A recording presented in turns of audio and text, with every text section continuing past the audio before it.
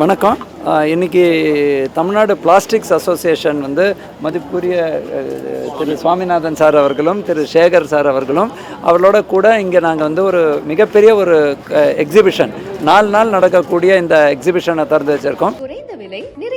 தங்கள் தேவைகள் அனைத்தும் ஒரே இடத்தில். ஜெயச்சந்திரன். குறிப்பாக இதில் நம்ம பார்க்க வேண்டியது என்னென்னா, மாணவ செல்வங்களுக்கு இந்த பிளாஸ்டிக்ஸோட பற்றி உள்ள நிறைய கருத்துக்கள் இருக்குது.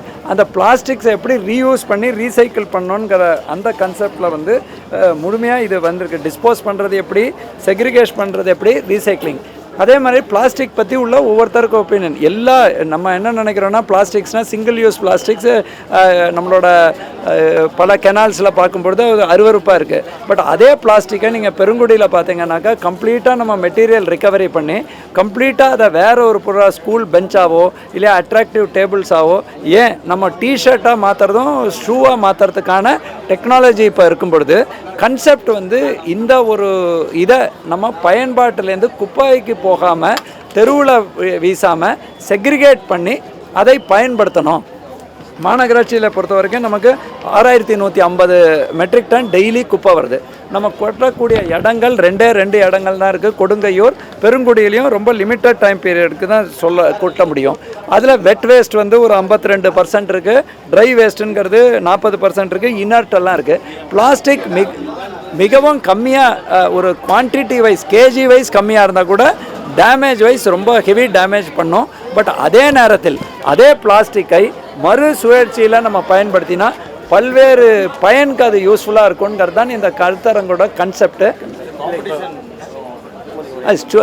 சில்ட்ரன்ஸுக்கு அந்த விழிப்புணர்வு ஏற்படுத்துறதுக்கு இப்போ நம்ம எல்லாருமே என்ன பண்ணிடுறோம், 0-1 இல்லை கம்ப்ளீட்டாக ஏற்போர் இல்லை எதிர்ப்போர் அப்படின்னு இல்லாமல் இந்த பிளாஸ்டிக்கு மருத்துவத்தில் இருக்குது, இண்டஸ்ட்ரியில் இருக்குது, பல்வேறு துறைகளில் இருக்கும் பொழுது சிங்கிள் யூஸ் பிளாஸ்டிக்ஸை பேன் பண்ணியிருக்காங்க அரசு.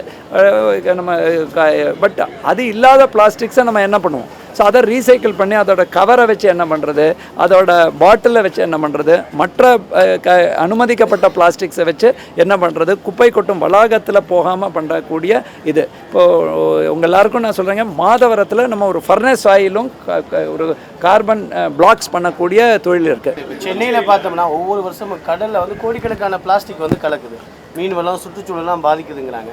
இப்போ மக்கள்கிட்ட அந்த மாதிரி ஒரு எண்ணம் இருக்குது, பிளாஸ்டிக் பயன்படுத்தலாமா வேணாமா, சுற்றுச்சூழலுக்கு பாதிப்பாக இல்லையாங்கிறது. அதுக்கு என்ன மாதிரியான ஃபஸ்ட்டு நான் எல்லாருக்கும் ரிக்வெஸ்ட் பண்ணுறது என்னென்னாக்கா, இது எல்லோரும் நம்ம அன்றாடம் பார்க்கக்கூடிய இதுங்க. கடலோ தண்ணியிலையோ எதை போட்டாலும் திருப்பி அது நம்மளோட பீச்சஸ்க்கு தான் வரும். நீங்கள் ஸ்ரீனிவாசபுரமாக இருக்கட்டும், கூவமோட ஆற்றோர பகுதியாக இருக்கட்டும், இதில் நம்ம பிளாஸ்டிக்கை மட்டும் குத்தம் சொல்லாமல் நம்மளோட வழிவகை யார் பயன்படுத்தணும், ஒரு நம்ம தானே பயன்படுத்தும் போது அதை செக்ரிகேட் பண்ணி இப்போ ஆல்மோஸ்ட் 60 விழுக்காடு வீடுகள் பிரித்து கொடுக்க ஆரம்பிச்சிட்டாங்க. நம்ம பிரித்து கொடுத்து அதை கொண்டு போனாலே, நீங்களே பெருங்குடியில் இருக்கிற அந்த மெட்டீரியல் ரிகவரி சென்டர்லாம் பார்த்தீங்கன்னா கம்ப்ளீட்டாக இன்னொரு பொருள் 20 ஆண்டுக்கு முன்னாடி டெக்னாலஜி இல்லைங்க, இப்போ டெக்னாலஜி இருக்குது. ஸோ தயவு செய்துங்க, நம்ம வீட்டுக்கு பக்கத்தில் இருக்கிற ட்ரெயினோ இல்லையா நம்மளோட கெனால்ஸ்லையோ நம்ம குப்பையை கொட்டாமல் வரும் பேட்டரி ஆப்ரேட்டட் வெஹிக்கிள் மூலமோ இல்லையா அருகில் உள்ள குப்பை தொட்டியில் கொட்டினா அதை முடிந்த அளவுக்கு செக்ரிகேட் பண்ணி கொட்டினா இன்னும் நல்லது.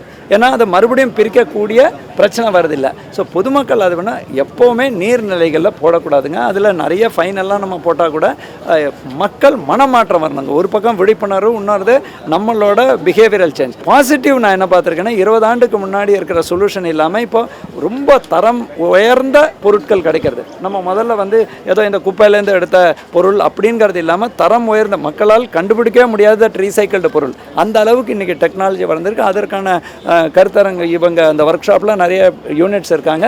டெஃபினட்டாக பல முனைவர் பார்த்து அதில் எங்களுக்கு ஹெல்ப் பண்ணுவோம். குறைந்த விலை, நிறைந்த தரம், தங்கள் தேவைகள் அனைத்தும் ஒரே இடத்தில். ஜெயச்சந்திரன்.